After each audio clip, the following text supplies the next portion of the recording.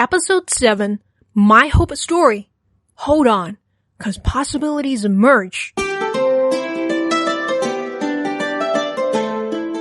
Welcome to Episode 7 of Happy Mind Travel, where I share inspiring stories of hope with you. Happy Mind Travel is an inspiring podcast for you to discover the power of psychology-based practices and spiritual exercises across time and space, helping you gain mental strength and making your life happier. As always, we hunt for the materials, and it's on your part to implement those strategies and enjoy to be happy. One of my happiness tips is to explore spiritual guidance. Everybody wants a glimpse of their future. But have you thought of how interpreting divination cards could actually help you reconnect with your inner psyche? Join me on Instagram at Happy Mind Travel, where I provide daily spiritual tips and share with you unique ways of putting psychology and spirituality into place together so you could change your life. Hey folks, I'm your host Pauline. Thanks for joining me again on Happy Mind Travel. Have you read any hope stories or listened to any inspirational speeches to raise your hope level after last week's episode? You know, it's always amazing to hear stories of hope because it will motivate us to chase after our dreams and to follow our passions. Today, I have prepared a hope story to share with you, and there will be a special hope resource for you at the end of this episode. So listen till the end because I think it's a really helpful resource and is a really valuable asset that you could pack with you today. So are you ready for today's adventure? Happy Mind Travelers, let's start a mind travel.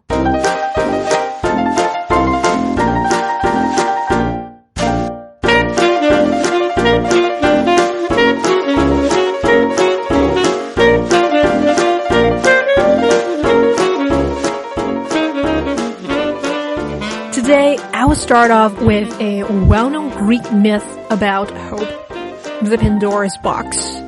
Pandora means all gifts. The original story tells that as Prometheus stole fire and gave it to the humankind, Zeus commanded Hephaestus and other gods to create Pandora, which is actually a human woman, and ordered them to offer Pandora seductive gifts. He then sent her to the human world as a gift, and those gods gave Pandora a jar. She was very curious about what's inside that jar, and one day she opened it, releasing all the evils of humanity. Hunger, hard labor, plagues, diseases, and pain. But leaving only hope inside once she had closed it again. So why do you think ancient civilization had to write the story or myth of hope? Is it a reminder to later generations? Why do you think hope was in the jar with all the evils and sorrows of this world? Or why is hope the only positive emotion put into the jar? Does that mean hope is the source of all positive experiences and the feel of our lives? And is hope the best antidote for all the miseries in life? Give it a thought, Happy Mind Travelers. I believe everything stems from hope. Without hope, we could not live a life that matters. For that, I want to share with you my story of hope.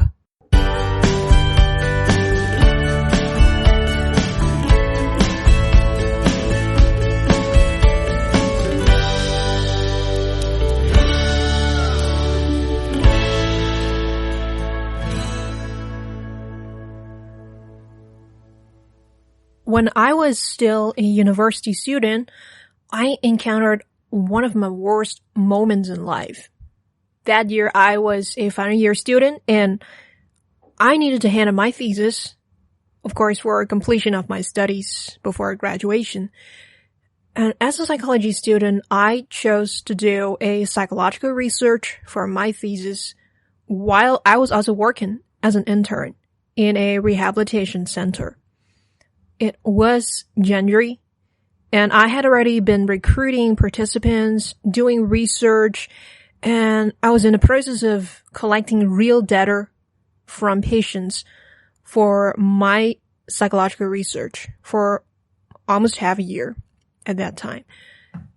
The thesis was due on May, so I still had plenty of time to recruit more participants and reserve a few months for writing my thesis.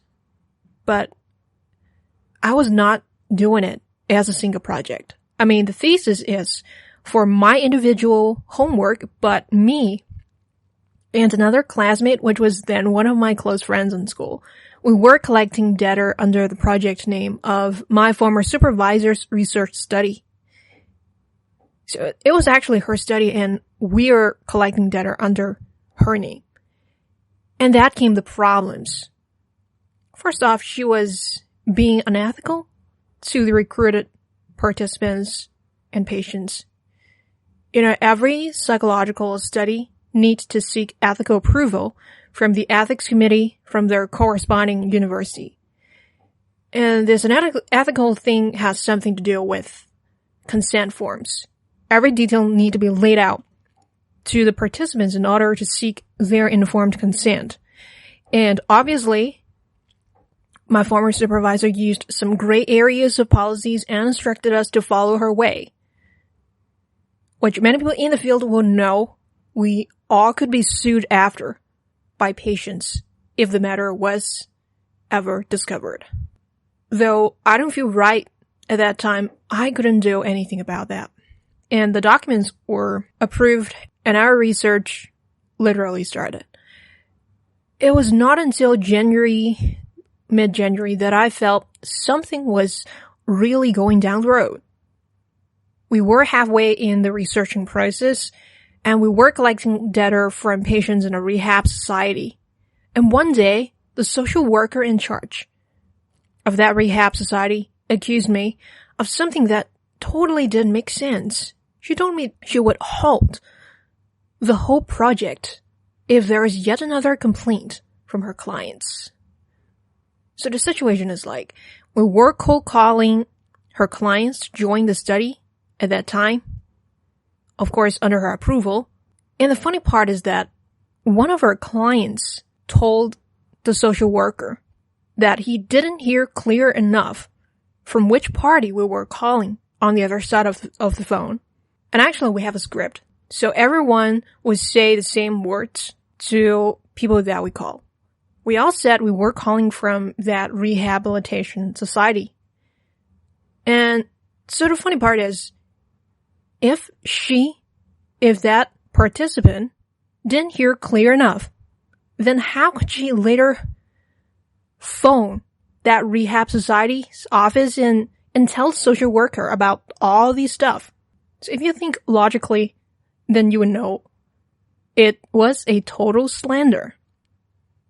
And the most ridiculous part is that when I was discussing this issue with my former supervisor, she wasn't empathetic at all. And during the research process, my relationship with that classmate has gone really, really bad, as she was constantly bad-mouthing me and also talking behind my back and being so aggressive that for many times she took some of my participants and counted as her own. And she interferes with my participants' progress, so on and so forth. And at that moment, I had already had enough.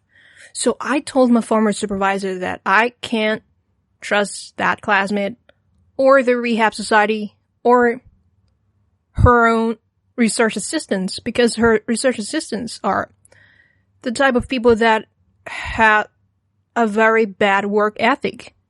It's like they would say, it's not my area of matter. If it's not my area of matter, then never bother me. That kind of person.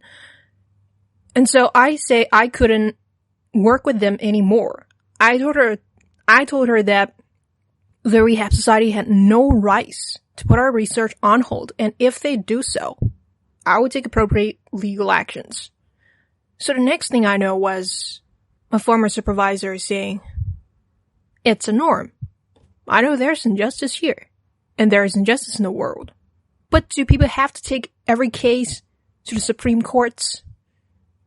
And then should literally put on hold my research before anyone did and before anything happens. She said, I didn't take my chance and will consider not giving another list of people for me to cold call. And of course, my classmate was there too all this time in this meeting. And after we stepped out of the room, she didn't even say one word to me before I left. And she didn't even talk to me ever after. So at that moment, I knew she was behind all these things. Though it was disheartening and it was a sad truth, I had to focus on my research. So in the next meeting between me and my former supervisor, she decided, of course, not giving me the list. I knew it before I go into the room. And the list is all I've got to recruit patients in such a limited time. Though I say I withdraw taking any legal actions towards the rehab society if needed, of course. She just put my research on hold.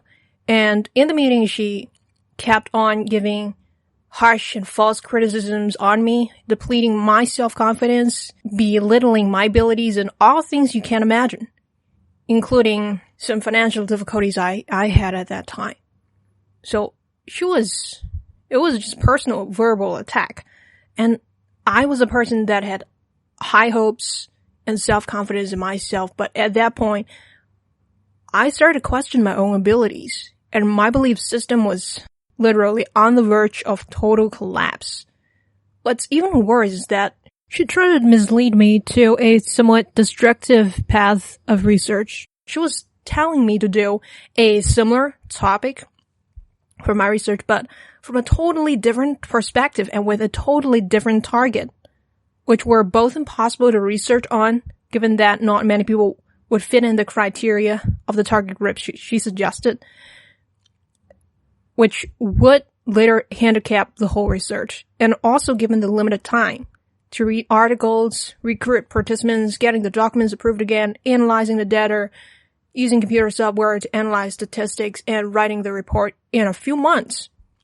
I was just so shocked to hear her new suggested idea for me. And it was at that point that I realized, okay, all she cared about was her own project, her own research, her funding, all these kinds of stuff. Anyone or anything that comes hindering her way would be tossed out of her mind. So at that point, I know she was only taking advantage of her students to help carry out her own research project. As a supervisor who also held a high position in the department, she literally controlled everything. But that wasn't the hardest part for me. After the meeting, I have contacted and seen the program coordinator for several times, hoping that she could understand my situation and help me change a new supervisor and extend a deadline, as my former supervisor was totally biased and I would be doing my thesis on a totally different topic. I just need more time.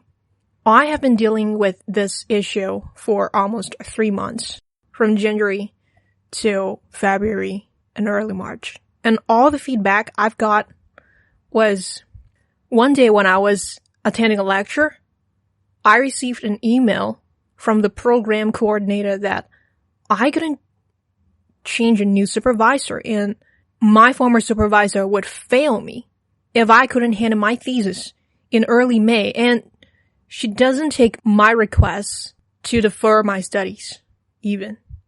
So the deadline is the same. It's just extended to a few days later. Nothing has really changed at all. So they're expecting me to do my thesis in 3 months, while I was also having an internship and need a lot of preparation work there because I will be holding workshops regularly for the rehabilitation center that I worked for. And I want to talk about all those assignments and exams that ordinary students would have. And at that moment, I really couldn't pay attention to the lecture at all. My tears were just rolling in my eyes for the whole lesson. And once the lesson ended, I ran into the washroom, not knowing what to do, feeling so hopeless and helpless, feeling all the injustice. I mean, I was sick, literally sick, for the whole month. Plus, I was being humiliated and mistreated. And all I want is just a new and fresh beginning and of course a fair outcome for me. But because my former supervisor was the head of department at that time, the program coordinator could do nothing, even though she understood my situation, and I knew she wanted to help, actually. And at that moment, I was thinking, isn't that it? I've come a long way, and I've been on a different path to get into university, and now I couldn't graduate with a grade that is fair.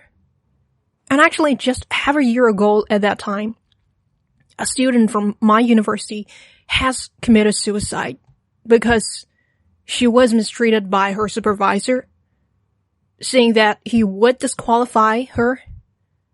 She would take her university degree away if she couldn't hand in her thesis on time. But the fact is that he was constantly banning all of her ideas. He was hindering her research progress from day one.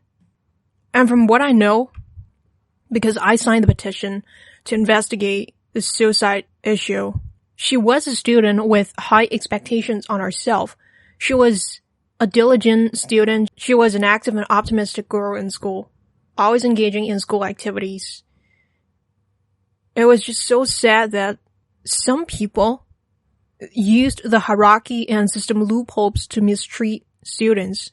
And after I came out of the washroom, I was struggling if I should go straight to the faculty associate dean to seek justice. And I have to tell you this, after I have this thought, I have been outside the associate dean's door for half an hour, just struggling whether I should really do so. 'Cause something is telling me that I shouldn't go in there in my heart. And my former supervisor had actually told me before in that meeting, even if I made a complaint on her, it wouldn't bother her, 'cause it's fair for me to do so. So I knew she had friends in a managing board, and she had total control on this matter. So eventually I did not go in that room, which proves later to be a right choice for me. And after I went home that day, I was in a total collapse, facing a potential academic loss, which would affect my future studies and career, and unjust mistreat and betrayal from a close friend. And that night, I don't know why, I just started to look at news, just to find news online about university students taking their lives because of academic stress. And I remembered the late student in my university. At that moment, I was just feeling so helpless.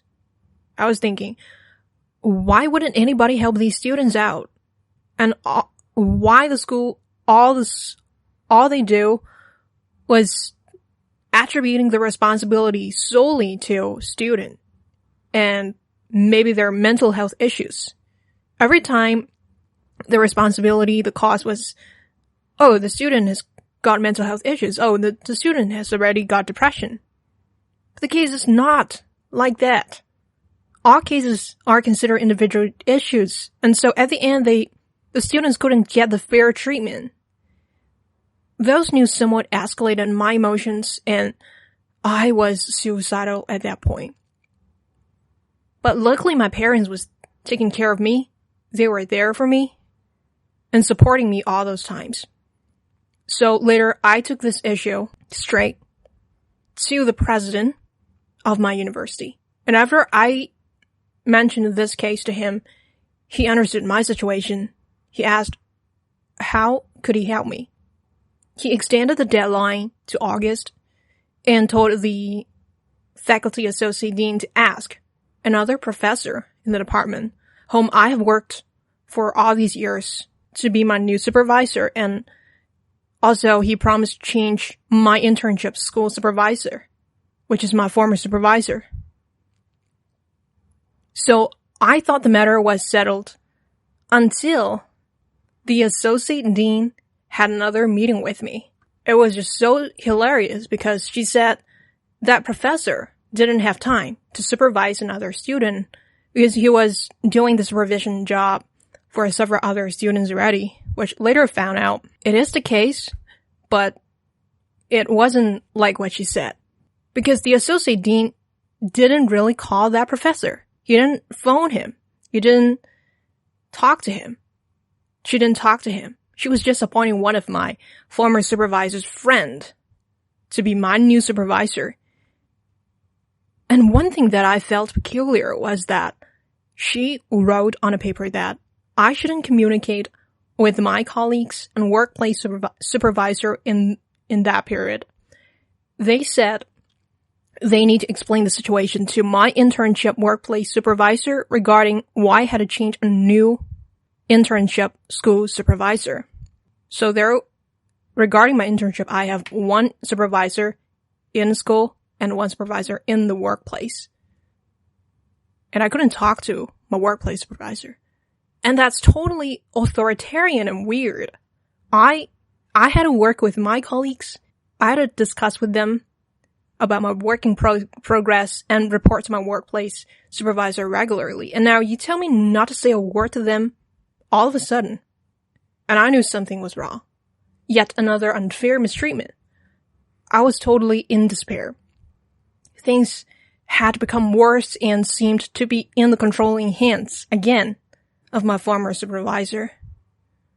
So from that, when I went back home that night, I almost lost trust in this world, in relationships, in good people, and in good virtues. Since my childhood, I have been taught to be a righteous person by my parents and by my alma mater's motto, which is Soler Nobilitas Virtus. That's Latin, which means virtue alone ennobles. But I almost lost faith in myself as well. I almost lost everything. Academic and career prospects because of the abandonment, the abuse, the verbal attacks from that professor. I almost ditched my own worldview and have a distorted one. I can't see the end and I can't see the angels around me. You know, when you're undergoing a trauma or a tragic thing, it's really hard to see the light at it. I almost believe that everyone is bad deep down. And even if they're good, they can't do much. Because just like the program coordinator, she's good, but she can't do much. I remember so clearly at that night, I wrote a note at 3 a.m., or shall we call that morning, to vent out all my emotions, anger, frustrations, which I also handed to the headmaster, to the president of the university. And here I want to share with you this note of mine. I have met good teachers and bad ones. Good teachers that help me grow personally, encourage and inspire me, demonstrate righteous values, and taught me how amazing life could be. Bad ones are not those that did not teach well, but showed me, or even told me, there's injustice in this world, and we should not voice that out, and instead tolerate that. But this is not the worst thing I have ever heard, by definition of a bad teacher. Bad ones showed me that if you are powerful enough, you can strangle a student by limiting his or her opportunities with your superiority and tricks that actually lead a student to dead ends while pretending you're facilitating a student. Some teachers only care about their funding, projects, and lure students to help finish their own research. When students hinder in the way, their next stop would be the trash can. I feel really sorry for the students who enter their lives because of the academic stress brought by their final year projects and the misuse of power of their supervisors. Nothing could speak for those students when they're arrested forever. I understand that sometimes it is a mutual relationship of interests and benefits between supervisors and students, but students have their rights too.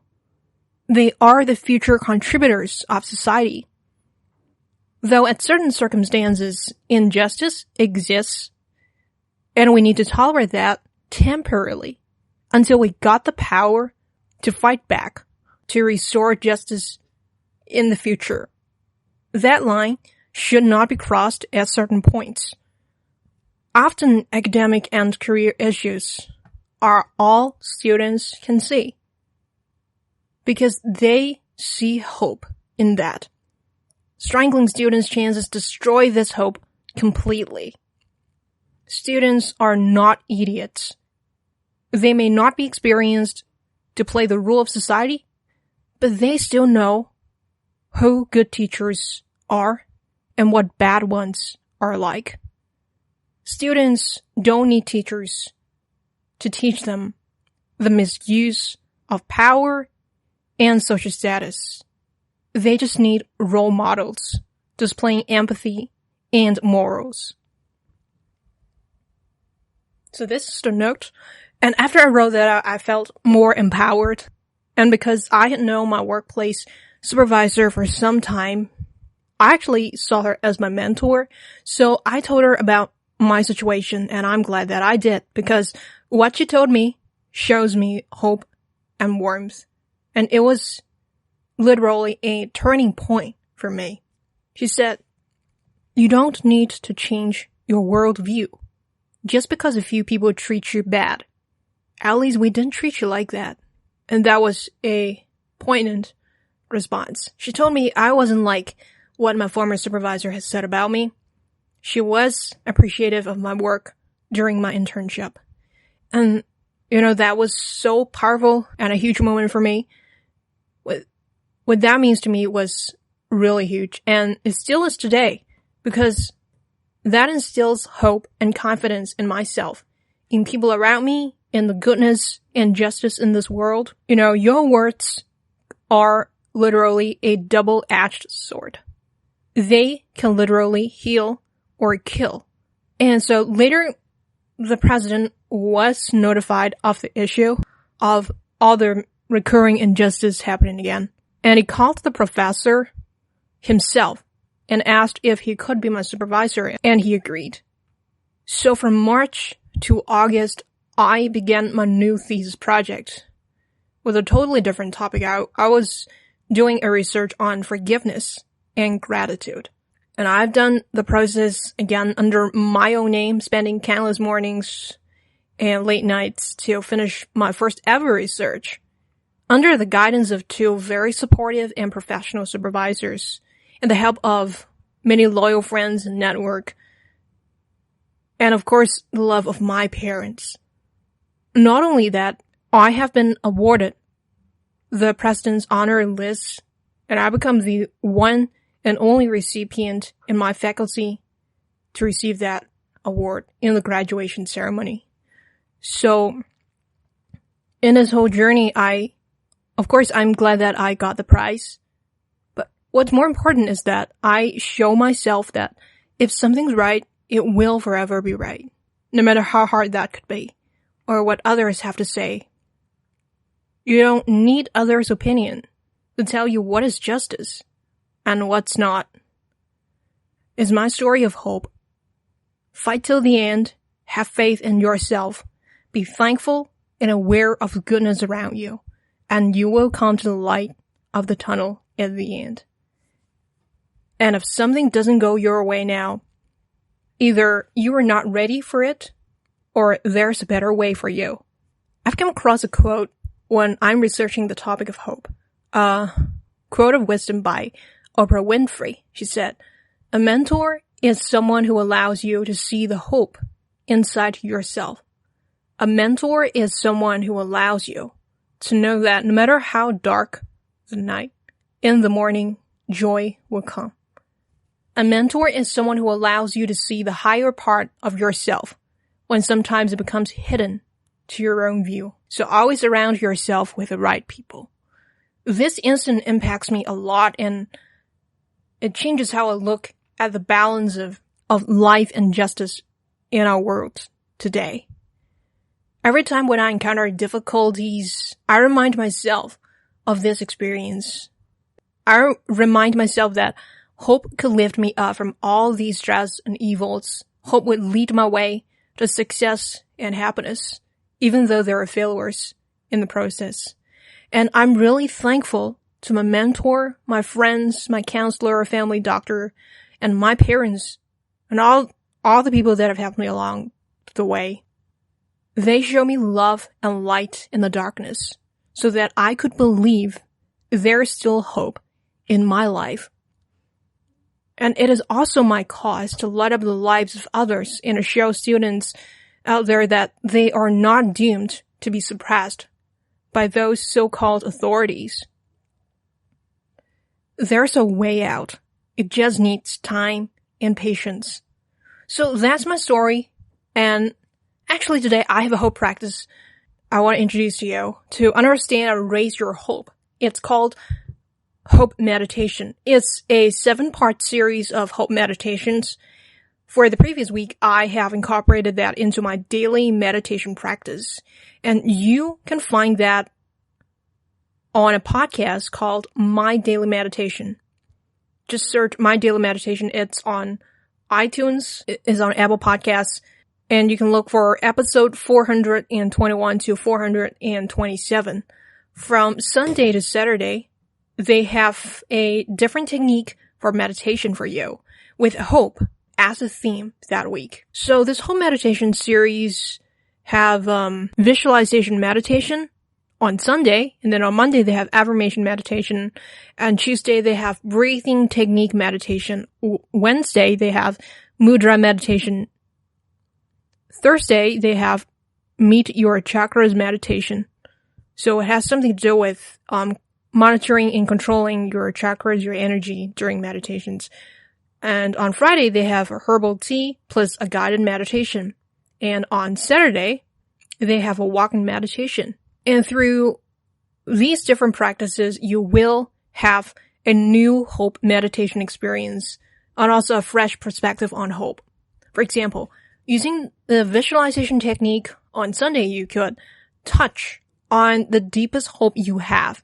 And it could help you reconnect with your soul to listen to what it has to say to you.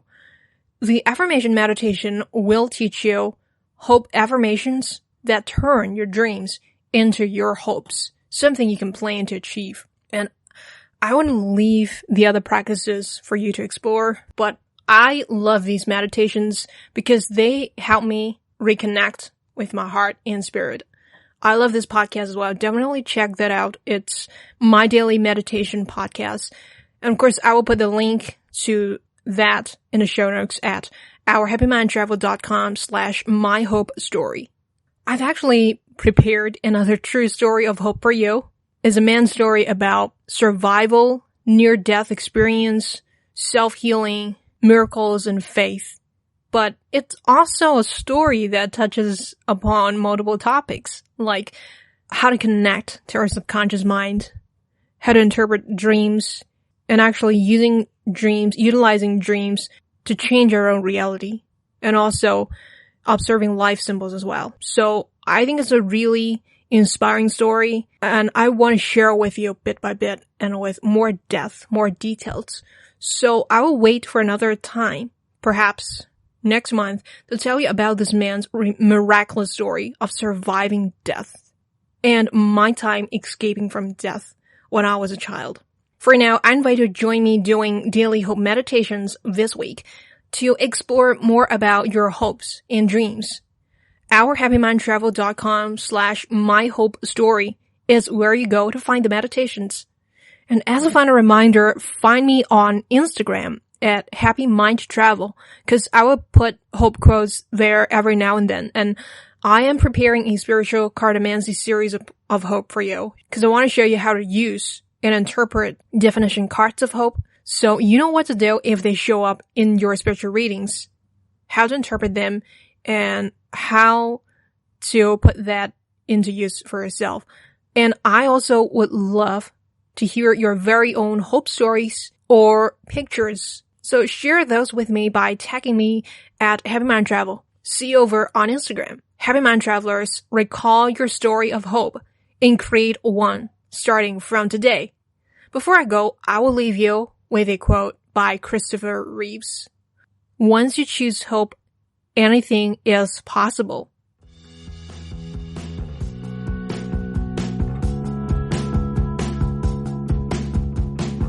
If you're already seeing a medical advisor, counselor, or therapist, discuss these exercises with them.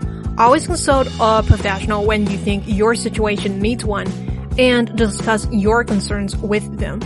If you have anything to share with me, you can email me at Pauline@ourhappymindtravel.com. I read every email and feedback. If you want to get all the links and resources mentioned in this episode, come on over to ourhappymindtravel.com/myhopestory. That's ourhappymindtravel.com/myhopestory.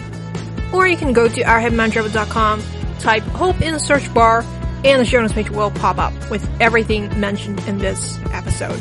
You will also find a link in the description section of this show, no matter which platform you're on now. Speaking of the platforms, Happy Mind Travel, it's now on iTunes, Stitcher, and TuneIn. So if you want to receive the newest episode every week instantly, make sure you subscribe to this show or add that to your playlist. Now give yourself some time to do some hope meditations this week and read more hope stories before we travel to another one next week. Until then, Happy Mind Travelers, take it one day at a time and enjoy to be happy. Love you all, and thanks for listening. Bye.